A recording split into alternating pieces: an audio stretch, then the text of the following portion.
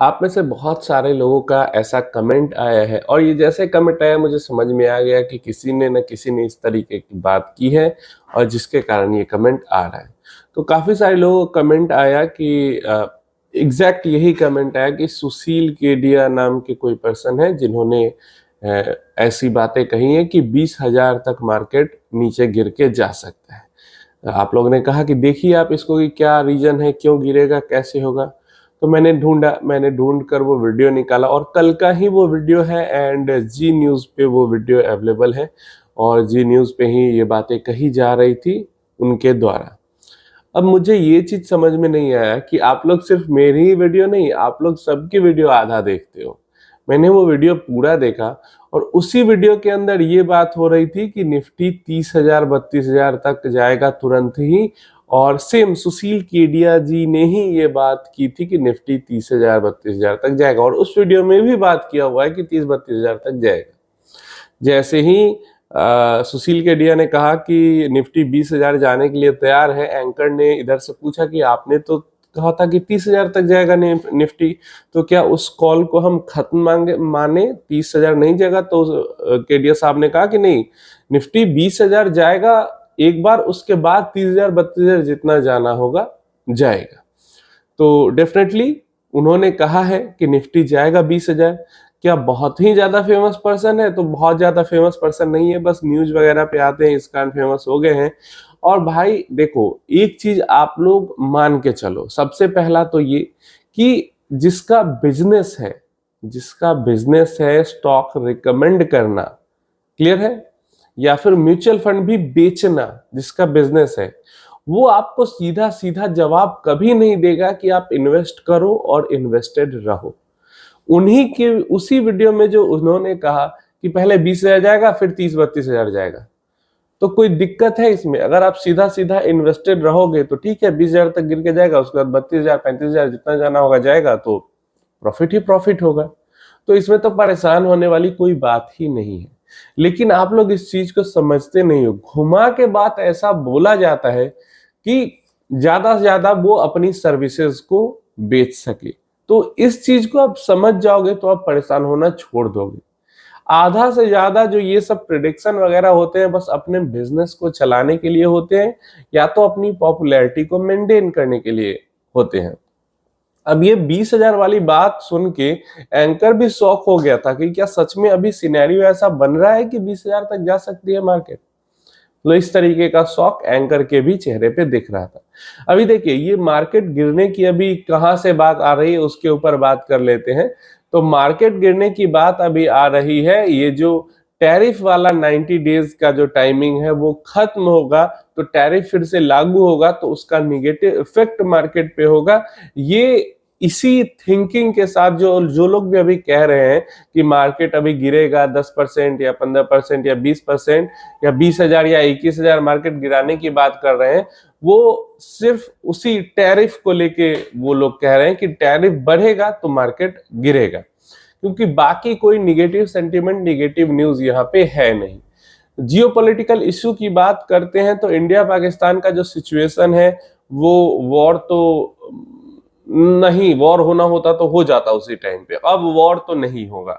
बाकी सब जगह भी देखे तो मामला उतना ज्यादा बिगड़ा हुआ नहीं दिख रहा है। जो चीजें चल रही है वो आज से नहीं, पिछले 3-4 सालों से चली रही है। तो इसलिए जो नया यहाँ पे न्यूज आ सकता है या नई चीज आ सकती है वो यही आ सकती है कि 90 डेज बीत जाता है और ट्रेड डील अमेरिका इंडिया की नहीं हो पाती है। तो ठीक है, उसके 10 दिन बाद हो जाएगी, उसके 1 महीने बाद हो जाएगी, ये कोई बड़ा इशू है नहीं। या फिर ऐसा हो सकता है, मतलब एक ब्लैक स्वॉन इवेंट टाइप की कोरोना का नया वेरिएंट आके ऐसा विस्फोट हो जाए कि किसी से संभले नहीं, कोई वैक्सीनेशन पे असर, मतलब जिसको वैक्सीन लगा हुआ है उसको भी कोरोना हो जाए, वो भी मरना शुरू हो जाए, कोई दवा कोरोना पे काम ना करे, तो ये ब्लैक स्वॉन इवेंट हो गया। तो अगर आपको लगता है कि ऐसा हो सकता है, और ये भी सोचो कि अगर ऐसा भी हो जाता है, ये भी इवेंट ऐसा हो जाता है कि कोरोना ऐसा फैल जाता है कि कुछ ना हो पाए, तो उससे क्या होगा? कहां तक मार्केट पे उस पर अफेक्ट आएगा? कितना अफेक्ट आएगा? जब पहली बार कोरोना आया जहां पे किसी ने इसको देखा नहीं था, तब तो 30-35% मार्केट गिरा। अब दूसरी बार जहां पे लोग जान समझ बूझ रखे हैं, वैसे में ऐसा कोरोना भी आ जाता है जो कि खतरनाक तरीके से फैलने लगता है, फिर भी मार्केट इस पे बहुत ज्यादा निगेटिव रिएक्शन नहीं देगा, क्योंकि मार्केट इन चीजों को भांप चुका है।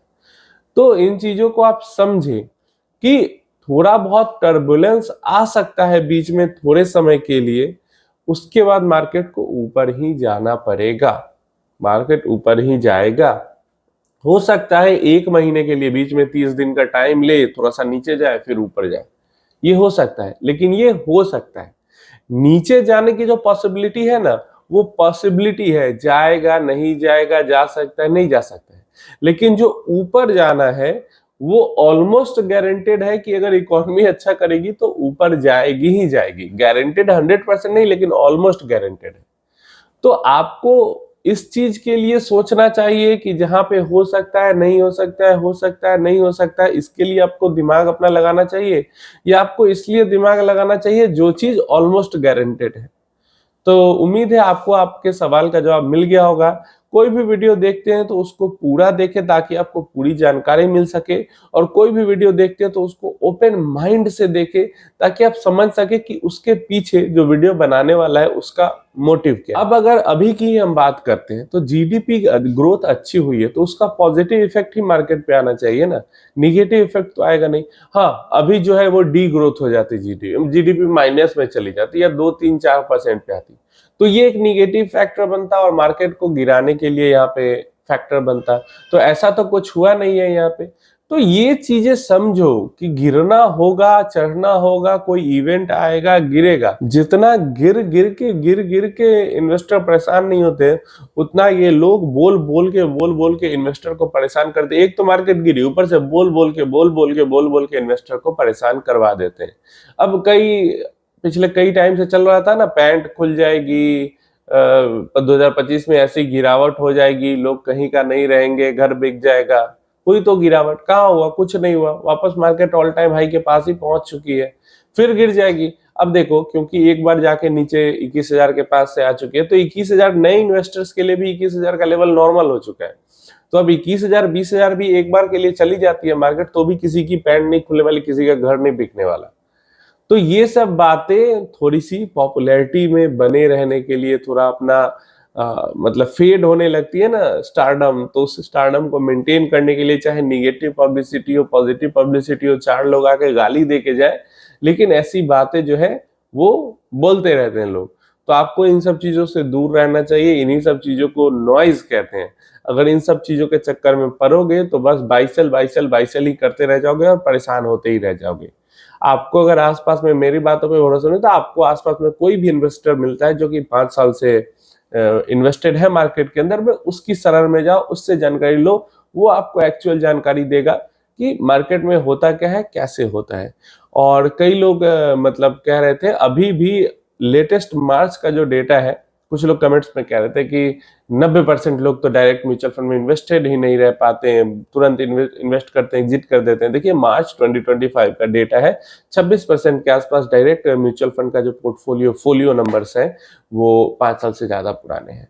तो अब 5 साल पहले जो डेटा था उसको लेके गाते रहना बंद कीजिए, कुछ बेवकूफ यूट्यूबर्स की तरह, कि 5 साल पुराने डेटा को लेके जपते जा रहे हैं। नया डेटा हर साल आता है, हर क्वार्टर में भी आता है, तो उसको देखिए, उस पर ध्यान दीजिए और परेशान मत होइए।